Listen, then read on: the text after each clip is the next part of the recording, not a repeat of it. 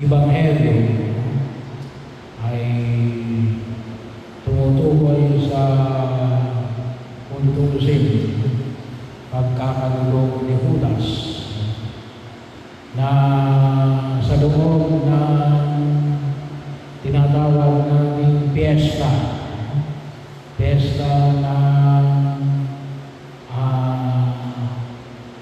tinatawag nating tinapay na walang libadura. Bahagi yun, o kung tawagin natin ay Passover Feast, ay bahagi yun. Bukas ay Huwebes Santo, yun din yung araw na tinatawag nating piyesta ng Passover Feast. Sabi nga, kung minsan sinasabi, di ba natin mga kapatid, ba't kayong mga Katoliko na may piyesta kayo, pagano yun? Gawain pagano daw yung pagpipiyesta. Hindi yun sa Jesus. Nagdiwang ng piyesta. At yung piyesta na yun ay yung tinapay na walang libadura. Bahagi yun. Siguro yung ninilayan din natin bukas. Bahagi yun ng isa sa mahalagang aspeto ng pagkaunawa natin mula sa pagkalaya natin sa kasalanan.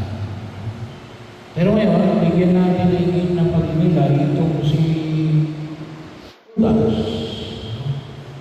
na nagkanulong kay Jesus. Sabi nga po ay sa halaga ng 30 pinak. Ito po ay kung tawagin natin ay sabi nga natin kung minsan pinagkakanulo natin kay Jesus, pero din ay kung maaari din natin tanong bakit ipinagkanulo ni Judas si Jesus. Siguro masasagot natin yan kung gaano ba kahalaga na pinagpalit ni Judas si Jesus. Yung po 30 pieces of silver ay kung ang maging pamantayan natin ay yung silver mismo, yung mismo bato na tinatawag natin silver, yung halaga noon maliit lang. Sabi nga ng mga dalubhasa ay 8 to 10,000 pesos. Kung ang pagbabasiya naman ng 30 silver ay kung yun ay kaalintulan ng alin na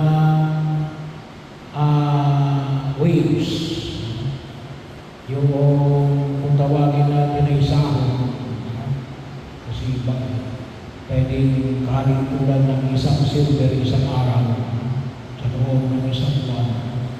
So, ibig sabihin, 1 month ay aabot daw ito ng mga 40,000 to 80,000 pesos sa panahon natin ngayon. Pero, sabi nga ako, nung panahon ninyo, dito rin yung halaga ng alin ng isang alipin. Yun ang halaga ng isang alipin. 30 pieces of silver. Ibig sabihin, ay alipin yun. Kung nga pagbabasihan man natin yung 40,000 to 80,000, ipagkakatulong mo yung leader na naging kasama mo sa loob ng 3 taon, ay bahagi yun. Mura yun. Cheap, kung tawagin. Cheapify. Bahagi yun. Ibig sabihin, ay ipinagkakulong niya si Jesus sa halaga ng isang alipin. Ang turing niya kay Jesus yung alin ay hindi talaga isang guro, isang alipin. Kaya bahagi rin naman akong tinigyan din po natin sa pagkilos natin sa daigdig na ito. Sabi ko nga kahapon, yung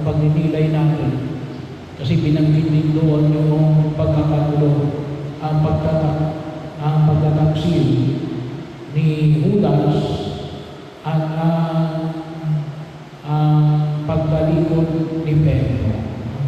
Kaya lamang ang pagkakaiba din ay nagsisi si Pedro kasi kinagawa niya si Jesus. Si Judas, hindi nagsisi. Bagaman may ibang komentaryo lang sabi na hindi mo yan kinakailangan talagang si Judas ay magkanulo kay Jesus para maging bahagi ng kaganapan ng kanyang paghihirap pagkamatayan sa kusang muling pagkabuhay. Alam niyo, maraming pwedeng maging paraan para sa Jesus ay pumasok sa Jerusalem upang ganapin ang misyon niya. Pero tulad ng pinamanin ko sa ating Ebanghelyo ngayon, sawing palad siya. Mas maigi pa sa kanya na alin, hindi ipanganak. Hindi ipanganak. Bahagi ho. Siguro, pwede namin sabihin na yung tao niyan talagang dapat na maghirap. Pero hindi ikaw ang kinakailangang maging birudugo ng tao niyan. Hindi mo dapat ipinagkakasala maging hukom o kung tawagin natin ni alin ay birtugo ng mga tao inaakala natin kasalanan. Hindi dapat natin maging daan ang ating pagkakasalanan. Hindi lalong-lalo na kapag ang pinag-usapan natin ay si Jesus, ang ating tagapagligtas. Kaya bahagi yun na kung saan ay makita natin, Father, paano po halimbawa yung mga, kung tawagin natin ay mga undercover agents. Mga undercover agents yun. Talagang ang trabaho nila yun, to penetrate. Para makita at makuha ang loob ng kanilang ipinapahayag. Hindi talaga sila para doon. Sila ay kung tawagin natin ay mga espiya ng iba't ibang tao, bahagi o ng ibang kapangyarihan. Pagkakataon yun, talagang hindi. Pero sabi nga ko natin, kapag nayan natin sa Diyos, hindi ko dapat natin ang maging daan na kung saan ay ating ipagpapaling sa Jesus. Kaya mo kumisan, makita natin na narinig natin everyone has a price. Ang bawat isa lang may presyo. Kaya kumisan mag-ingat tayo. Ano ba yung presyo natin para ipagpaling natin sa Jesus? Magkaroon naman tayo ng lakas na maging matatag sa gitna ng anumang uri na panunugso na ipagpaling natin sa Jesus. Bahagi yun, sapagkat nandiyan palagi yung kapangyarihan na nagnanais na alin na agawin tayo kay Jesus. Kaya nga nawa, higit natin pakinabangan, sabi ko nga, yung mensahe na ipinahayag ni Pedro. Kung sakaling tayo ay madapa, tayo ay humingi ng tawad, bumangon, at muling bumalik kay Jesus. Bahagi yun na kung saan ay huwag natin kalimutan sapagkat si Jesus ay nagnanais na alin na tayo ay tunay na